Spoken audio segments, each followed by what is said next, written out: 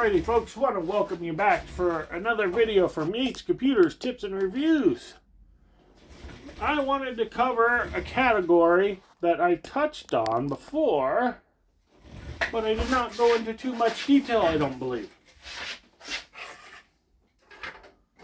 Move all of that out of the way. Is a power supply. This is one of the key devices in a computer. There's a lot of variables about power supplies. Shapes, sizes, voltages, plugs, redundancy, dual. There's a lot of things that are interesting about power supplies. I used to have a server here. I don't have it anymore, but it had a redundancy power supply. I thought it was really strange. I hadn't seen too many with those. A redundancy power supply. Nowadays, you have servers and you have other things that will take two power supplies that plug in and they get fed into the motherboard and they get distributed. This one that I had was kind of weird because it was like this, but it had another one underneath. And it only had one power plug. It only had one switch. So when that wires went in, it fed both of them. If this one failed for some reason, it would generate off the system underneath. I thought it was really a unique system. Kept it for a long time. It was pretty much really obsolete. And I decided I needed to get rid of it, so I got rid of it. Thought about taking the power supply out, but I went, yeah, if anybody ever wants to try to use that system, they're going to need that power supply. You're never going to find that again. So I left it with the unit. So one of the things that you'll find nowadays is there's a lot of different shapes.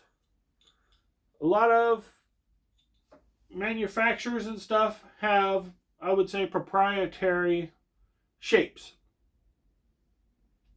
Run across that a lot. There's some that are really long and thin. There's some that are thin and they get big and, you know, they're like a step block system looking. So they're all different. They're not all exactly the same. If you're building a system, there's a lot of reviews and a lot of people that build systems that will talk about power supplies. And a lot of them use modular. And that's where these lines don't run out. They're little clips that you clip in where the lines go. And you got to really be careful and read what goes where on that unit. Because they're different voltages, the wire layouts are different, there's a lot of different things. Just from here, there's different style plugs. These are motherboard plugs. Older style motherboard. These are all the old style plugs that probably nobody's running anymore because it's an older style power supply. But they make converters to convert some of this and split it to other things. You know, if you got the floppy drive, some people still want a floppy because you have data on floppies. There are devices you can buy. You can buy USB ones, you can buy internal ones, you can buy converter cables. There's other things you can do from your power supply. So I wanted to touch on that because a power supply is very important because a power supply is attached to everything in your computer. So you don't really want to get something cheap. You don't want to get something too small for your system. In the old days, that was one of the things they used to teach a lot, is figuring out the mathematics on how many volts and watts and stuff you need to run your computer. Based on what CPU you put in, what kind of CPU, how many hard drives you're running, all of those type of things. One of the things I find today is a lot of the computers you buy, they have pretty small power supplies. A lot of these pre-built ones. And then there's 20 USB ports on there. I'm like, did they actually configure out what kind of voltage really needed to be in there. Because nowadays you got more and more things that use more power. You have to watch videos and understand about the difference between USB 1, USB 2, and USB 3. There's voltage differences also between those. So I wanted to touch on that in this video, because if you're running something off of your system that uses a lot of voltage, you want to make sure you're running it off the USB 3. So that's some of the factors that are out there that reflect on your power supply. Because if you start drawing too much power through those USBs, you can actually burn out stuff in your system. Then your CPU is not getting enough power, and you're going to have problems. It might throttle down, it might do other things, it might completely burn out. You might short it out. If something clicks on, clicks off, clicks on, like you have a scanner that runs fully off a USB, you have seen speakers for your computer, you plug in the audio line, you plug it into your USB, and it's powered through your USB. So if you're watching something and you have a lot of sound, you have a lot of stuff going on, you scan something at that same time, maybe you hit the button on the scanner by mistake, and that kicks on, you could actually pull voltage, you could actually burn that out, burn something out, burn your memory out, burn your hard drive out. You can do a lot of damage. Woo! Let me pause. Alrighty, folks, let's continue after that little technical flaw. But like I was trying to say before, that can cause a lot of damage to your system. You can have a lot of problems by pulling too much voltage.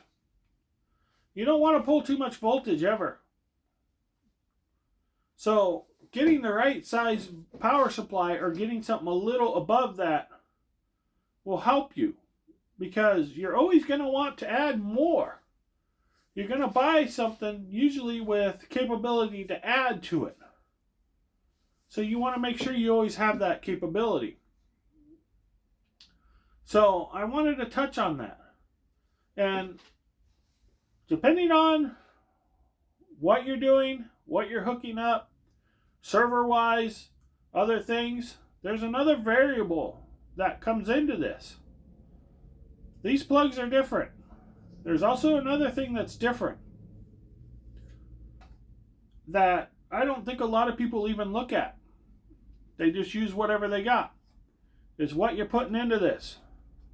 Your power cord. There's different voltages on the power cords. There's round ones, there's ones with 3 lines together, there's different ones. There's higher grade ones, there's ones that are made for basically servers that pull higher voltages. Not to mention the different connectors. There's different voltages sometimes on those lines. And how they connect. Then if you get into servers and other type of things where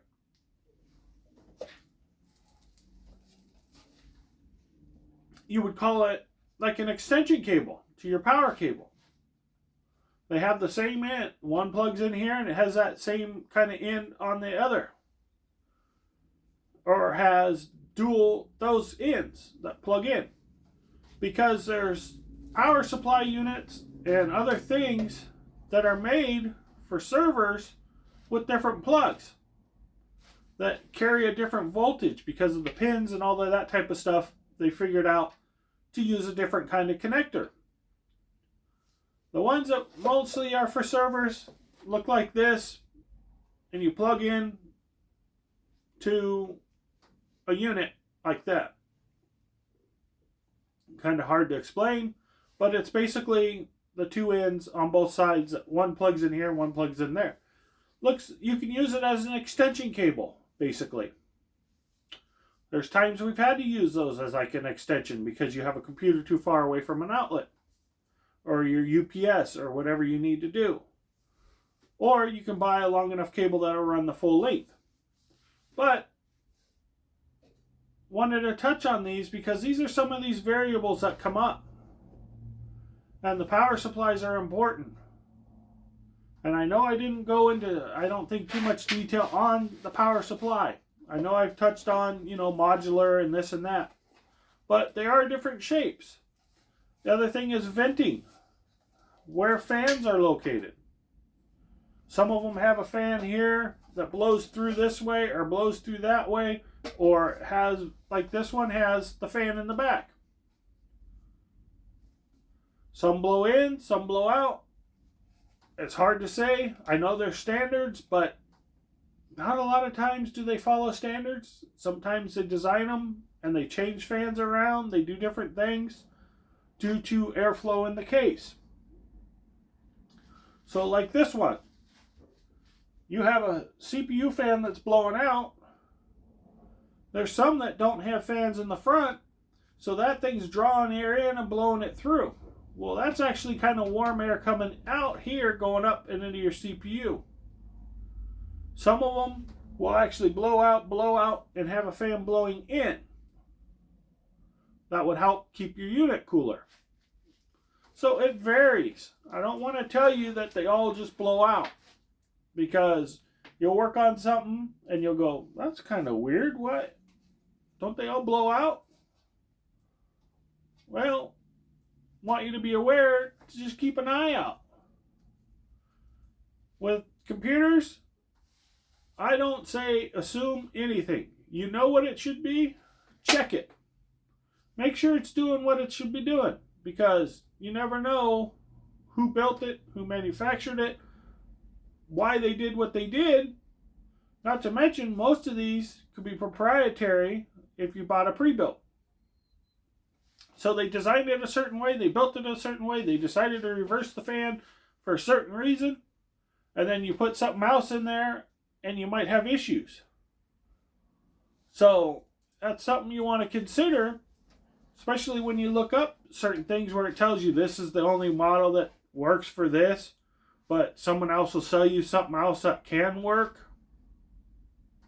You might want to consider looking at what's going on before you go, oh, okay, no problem, just put it in there. Because they could both be pulling out or pulling in air, and you have your air problem, you have your cooling problem. I have videos on that. Got to have your air circulation. So there are factors that come around with the UPS and a power supply.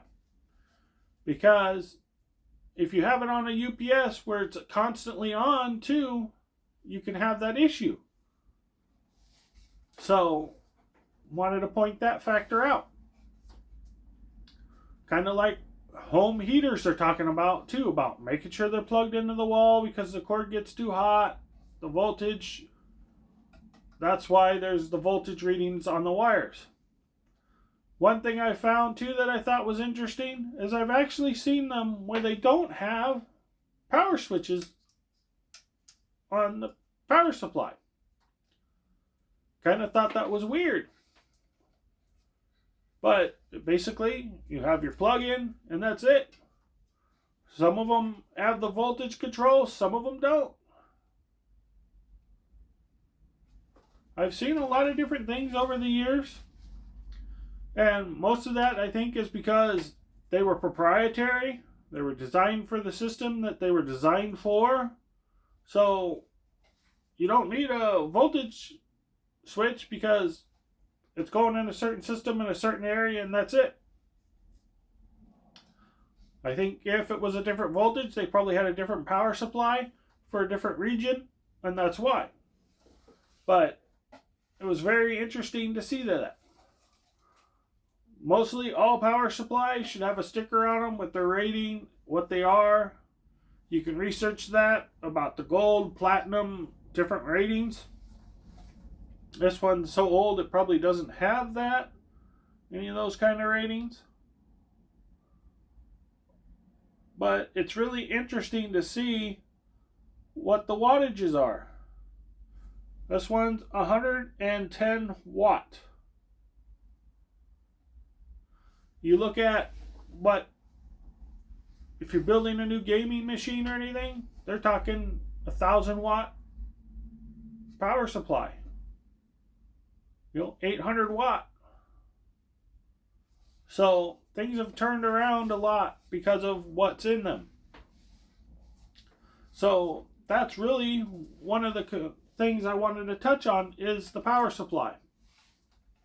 Because you got to realize too, depending on what you're running, depending on how you plug it in, you're not going to run a 1,500-watt power supply plugging it into a $30 UPS or a power strip. You're probably going to need to plug that sucker right into the wall, because it goes back to the analogy with the heaters and the cords and all the plugs and how much voltage it's pulling through.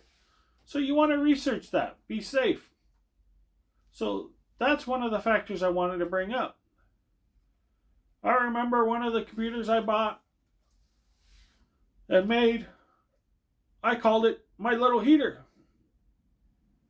I'm sure all you gaming people know exactly what I mean. You turn that thing on, you could feel the heat blowing out. It heated up that room. You didn't need a heater. If you lived in a cooler environment, that was great. It heated up your room. So that's one of the factors I wanted to bring up with the power supplies. Is making sure you have enough airflow, you have enough everything, have enough voltage. Because a lot of people forget about, oh, I'm going to buy this computer and I'm going to plug this in. Okay. And then I add this and add that and add this and add that. A simple thing as cell phones. You plug them into your computer to transfer data, do whatever you want. What's one of the things your cell phone does as soon as you plug it in? It starts charging. So where does it get that voltage from? It's getting it from your power supply that's providing it to that computer. So every device you plug into those USB ports can take power. There's other devices out there, other connections out there that can do the same. I don't know them all offhand, but USB is the prime example I was going to touch on. You have FireWire, you have all these other connections out there. Display cable, you have all these other little things out there that never know in the future might pull power. HDMI, that communicates to your device back and forth. So that means it's using a lot more power.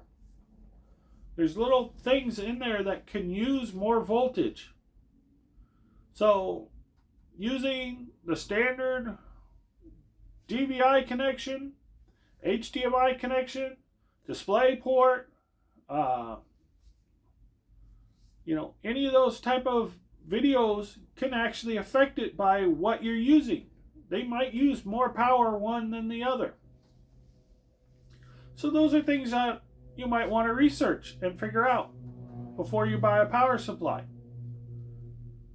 Because you want to make sure you have the right voltage. So that was one of the factors I really wanted to bring up. Because I know in the old days, I used to just buy a nice, strong power supply, 500. And that was great. Now, that's mediocre. That's small. So, but the difference is I was running a bunch of hard drives. I was running a full tower computer with, 6 hard drives in it. Multi-partition with different things in it, different files. My videos, my music, my CDs, my, software, all kinds of stuff was saved in that. Nowadays, a lot of stuff is cloud-based. So now you have wireless cards and you have other type of devices that might be communicating. Bluetooth, all of these things. Those are all drawing power. Those are additional power uses on these systems. May not be on the motherboard. They may be add-on cards. They may be other things. Maybe you have multiple NICs in there and you're on multiple networks. Those are all going to take power. All of the items that you actually connect to your motherboard will draw power. Memory draws power. All your hard drives, usually you have your own power lines off of it, but those all come off of your power supply. Your CD-ROM, your floppy drive if you integrate one. All of those things come off of there. So that was one of the factors I wanted to bring up. And then, of course, you have different power connectors that relate to your power supply. So knowing what motherboard, what CPU, what memory, all your add-ons that you're going to add on, if you're adding wireless, wireless 6, whatever it is, all of these things come into play. What kind of speakers are you going to add? What kind of video are you going to have? What kind of video card? Multiple video cards, dual video cards, link cards. There's all kinds of processes that go into this that then go into that. I know a lot of people in the old days, they used to buy their tower, their power supply, their drive, and then go out and look for their motherboard. Well, you want to know what your motherboard is, you want to know what your CPU is first. So that way, if you know really what you want, because now, I did mention power to hard drives. There was a key reason for that. M.2, where do you think that pulls your power from? Your board. You don't have a power cable for that. So, those are some variables that I wanted to bring up, because now, if you have a board that, let's say, I know there's ones out there that take 2, but say they take 4 or anything like that, and they draw power off your motherboard, and this is your power. This is an old connector, it's a different connector, but you never know. It might end up being the same kind of connector with some tweaks and changes to it in the future. But you want to make sure that that can provide enough power to power everything on that board.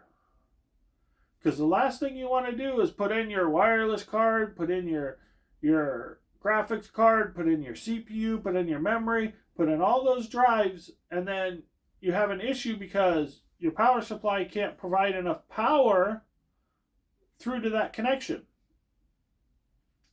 And that's where another rating comes in. When I talked about those modular, that cable plugs into a port. You want to make sure that that port can provide enough power to your motherboard. Because, of course, I've watched YouTube and I watch other things where they talk about, oh, you can get the XT board, you can get the Pro board, you can get the Advanced board, you can get this board, you can get the Special Edition board, and they have all these other little features. So if you're looking at the basic board and then you go to a Special Edition board because it has something else, please verify that what the voltage is going to be, because you might need a different power supply. I know there's a lot of them that are supposed to be smart and regulated and all of this stuff, but you want to do your homework. The worst thing, and I don't want people to do, is go out and pay $1,000 for something and then go, oh, this doesn't work with that, and then you can't return it because you've opened it, you've used it, you've had an issue with it, because it's not the proper part, they won't take it back, you have to go out and spend more money. Just because of a simple thing as you got an upgraded board because it had a certain feature that you found that you liked, but you didn't realize just upgrading that board to add that feature changed other little things that you assume that this unit would be able to handle it. So just do your homework, do your research, do those type of things, because I don't hear a lot of people talking about that. It's always been a factor ever since computer building started, that you want to make sure your unit, everything's compatible. And it could be just something simple that could cause you a headache. gone on about memory, making sure it's matched memory, making sure you got the right memory and all of that stuff for boards. So I wanted to touch on that. So I hope that will explain enough about power supplies, what to watch out for, because really where things were when I started were way down, 100-watt system. Now you buy these pre-built, they have like a 300-watt, 250, so they're twice the size, but is that really good enough for what you're going to need?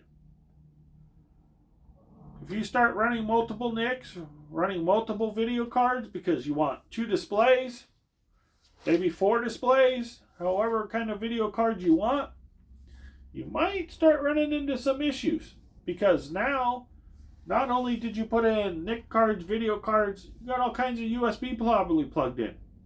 Game controllers, all those type of things that you use to play games. Your keyboard, that draws power. Your mouse draws power. Unless you have a USB wireless or something, but the wireless will still draw power, but it won't probably draw enough because you have batteries in your keyboard and your mouse. So there's some little variables there. There's some things you can do to try to relieve the strain. But that's just really one of the things I wanted to talk about, because I don't hear anybody talking about it. And I've seen issues with this. And I tell them, hey, you can't have too many things plugged in because that computer can't support it. And I think a lot of people are having those issues, not realizing you bought a computer, well, it's only got a 250-watt power supply in it. It has 10 USB ports. You have all of them full, and you have a USB splitter with all kinds of other things on there pulling voltage. You're overloading your chips and everything else that supports the USB, plus you're drawing too much voltage from the power supply that's hurting other factors. So this is really why I wanted to touch on the power supply, because I know I brought up a lot of this before on other things, but this is why I wanted to touch on just the power supply, to make sure you do your real homework on the power supply. Make sure it's a good company, make sure it's got a good rating, make sure it doesn't have a whole bunch of complaints, because even though it's a good company and you've had success with it in the past, it might just be a bad unit. A bad design, a bad flaw in it, could be anything. Could be as simple as bad circuit. We have chip shortages and we have all kinds of things going on right now. Could just be bad chips. They were with a certain manufacturer for so long, now they can't get those chips anymore, and they went with another manufacturer that could cause a problem. I'm sure if you're into tech, you've heard about chip problems on other things. Motherboards. I think it was the motherboards. It was hard drives. It's been on all kinds of things, that issues right now. So I wanted to touch on that to make sure you do your homework. Study, research, figure out, is that USB draw going to affect you? Is your hard drive draw going to affect you? Is what components you put in there going to affect you? All of these things can affect your power supply. So that's the primary reason this is here, is because a lot of people don't really realize that. They think, oh, it's okay, I got 400 watt, 500 watt, 800 watt, 1000 watt, 2000 watt. People go, oh yeah, it's 2000 watt, I'll be great. But you're running a full tower with all kinds of stuff in it. Not to mention, if you bought modular, what is the voltage maximum on that modular per line? So if you bought this power supply, you put it in a full tower and you put a splitter on here and you put a splitter on here, you want to make sure what you're attaching these to, that this voltage is enough to support now 4 devices. I've seen people put a splitter on and split that and split that, so you have 8 devices off of this one. And then 8 off of this one. And then they go, oh, I have problems. The hard drive isn't running well there. It's crashing, or I got lost data. You're running too many devices. Off of too small of a power supply? Maybe. Maybe it's this circuit does not carry enough voltage to start with. So that's one of the things. The more and more I get into learning more and more about electrical and stuff, that's where a lot of issues can come from. Is your power supply. So I think I'll wrap this one up. I hope this went into enough detail to at least get you, if you're interested in it, to research it, do more research, find out, make sure you get the proper things. Because something might look good, and it might really look good, and then you really look at it and go, oh, wait, what's this? And then you look at something else and you're fine.